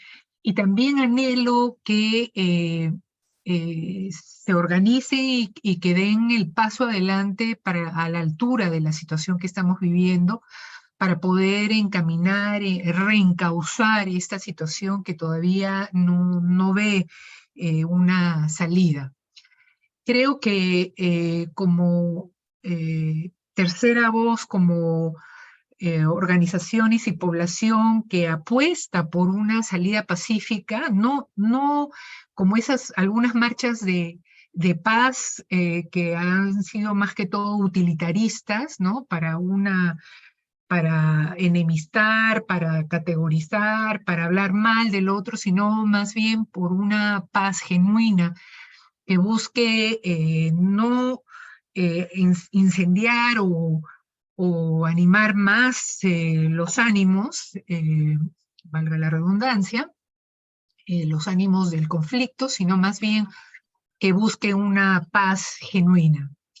Creo que hay suficiente para recapacitar, para identificar, asumir responsabilidades, que las investigaciones se realicen y encuentren precisamente los responsables por las muertes que han habido, Creo que mi anhelo y mi apuesta va por aquellas organizaciones, aquellos liderazgos que sí buscan un cambio de rumbo en lo que se está viviendo el día de hoy. Y que si se necesita adelantar las elecciones a mediados o a finales de este año, que se haga. Si se necesita asumir responsabilidades políticas y que determinados liderazgos salgan, que lo hagan. Y que en esa línea todos como peruanos y peruanas encontremos la paz que nos merecemos y el desarrollo, la apuesta por estos procesos políticos que nos lleven a un desarrollo que nos merecemos como país y como sociedad. Muchas gracias, Giselle. Finalmente, Omar. Sí, gracias. Yo tengo, claro, una dimensión de prognosis más pesimista, claramente, y una dimensión de prognosis donde trato de pensar también como Giselle, ¿no? Y como Ellen, quizás, ¿no? ¿Qué elementos tenemos en la sociedad para pensar, ¿no? Para tratar de albergar algún tipo de optimismo. En el corto plazo y sobre todo en la dimensión institucional, quiero decir, en la dinámica que sobre todo está a cargo de los actores políticos en el Ejecutivo y en el Congreso, no soy muy optimista, ¿no? Yo creo que para que haya una transición donde la dinámica de violencia decrezca sustantivamente, tendría que haber, ¿no? lo que algunos han llamado este camino Sagasti, ¿no? Que es que implicaría la salida de Boluarte, con quien claramente es muy difícil dialogar, o para muchos dirigentes, ¿no?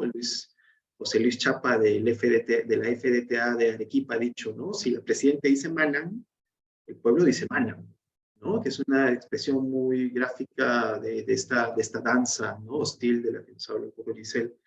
Entonces yo creo que si renunciase Boluarte y obviamente hubiese una nueva mesa directiva que sea no necesariamente de los actores progresistas, ¿no? Sino más bien quizás de actores que simplemente no están manchados con la sangre involucrada en esta represión. Yo creo que en esa circunstancia podría haber una transición quizás menos tensa, ¿no?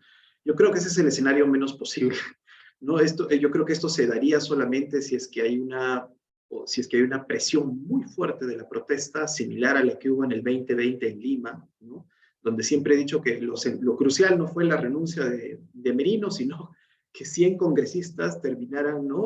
Poniendo en la mesa directiva a algunos que no estaban entre los 100 que votaron la vacancia. Para que eso ocurra, yo creo que la protesta en Lima tendría que ser una cosa mayúscula, ¿no? Como la que fue en Lima el estallido del 2020.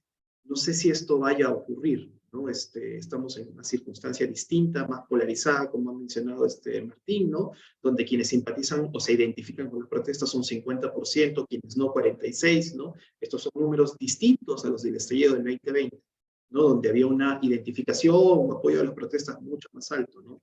Por encima del 70%, si mal no recuerdo. Entonces yo creo que ese escenario se daría solamente con una protesta muy intensa o con una presión muy fuerte quizás externa, ¿no? O de algunos actores muy específicos dentro de las élites políticas. Más bien lo que yo creo es que lo que yo creo es que se va a dar más algo parecido, ¿no? A una va a mantenerse probablemente Boluarte más tiempo, ¿no? Y si es que cae ella, probablemente Williams no ceda tan fácilmente, ¿no? Lo cual yo veo, o sea, lo que más me parece que puede ocurrir, ¿no? Es que las protestas sigan una tendencia de onda permanente hasta que digamos se vayan reconfigurando por el escenario electoral, ¿no? Y en esa circunstancia, yo creo que lo más probable es que vayamos a tener una situación electoral.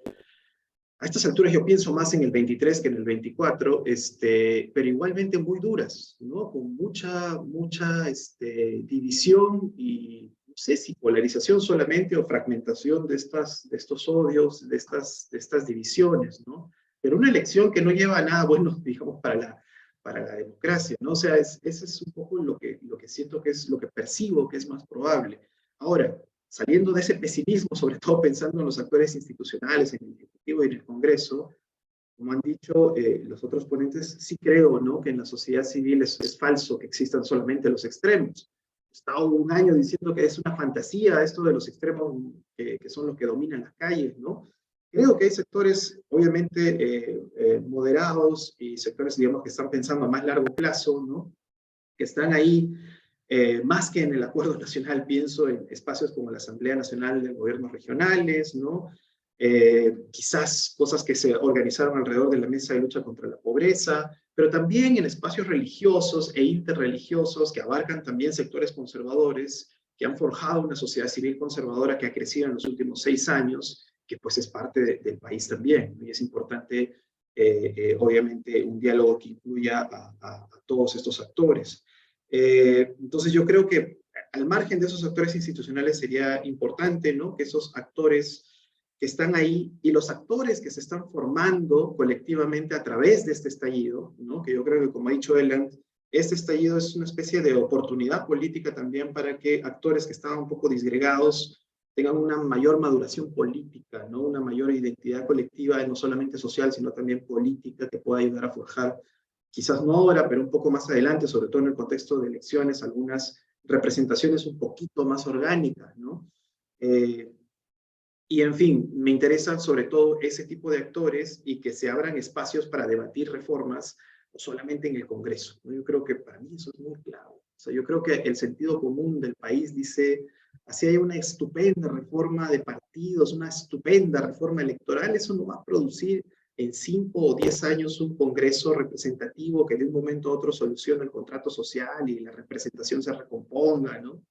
Y por ello yo creo que es necesario generar otro tipo de válvulas de escape, ¿no? Como decía Giselle, hay que ser creativos ahí, ¿no? No estoy pensando, yo no creo que una asamblea constituyente en este momento sea una solución, y más bien tengo más temor por lo que pueda, las consecuencias inesperadas, ¿no?, de que puede tener, pero sí creo que es importante empezar a discutir, a preparar una discusión más seria sobre una asamblea constituyente, sobre reformas, digamos, más sistémicas, ¿no?, que tengan que ver y que incluyan en ese debate a actores de la sociedad civil. Para eso hay que potenciar a la sociedad civil y también potenciar actores políticos que canalicen eso institucionalmente, ¿no? Siempre digo, así tengamos movimientos sociales muy robustos, nada se puede lograr si es que eso no dialoga con partidos que participen en el Parlamento, ¿no?, actores institucionales. Sin ese puente, muy poco lo que pueden lograr, ¿no?, de constituyente los movimientos sociales. Mucho de destituyente, pero poco de constituyente. Muy bien, muchas gracias. Bueno, gracias a Omar, a Gisela, a Elan. Creo que ha sido un panel muy intenso, muy rico, muy lleno de ideas y muy útil e ilustrativo para todos los que nos han acompañado hasta esta hora. Solamente quiero darle las gracias a todos los asistentes, a nuestros ponentes, invitarlos a seguir las actividades de la Escuela de Gobierno y Políticas Públicas.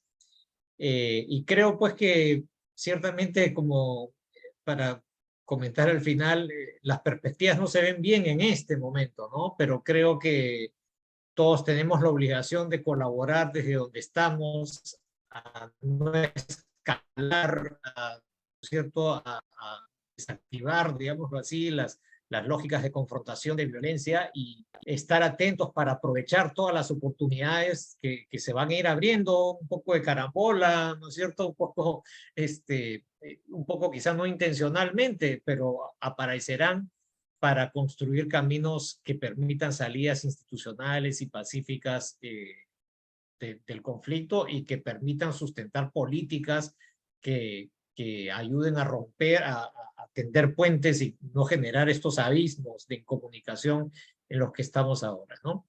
Así que bueno, les reitero a todos las gracias y muy buenas noches. Gracias también, muy buenas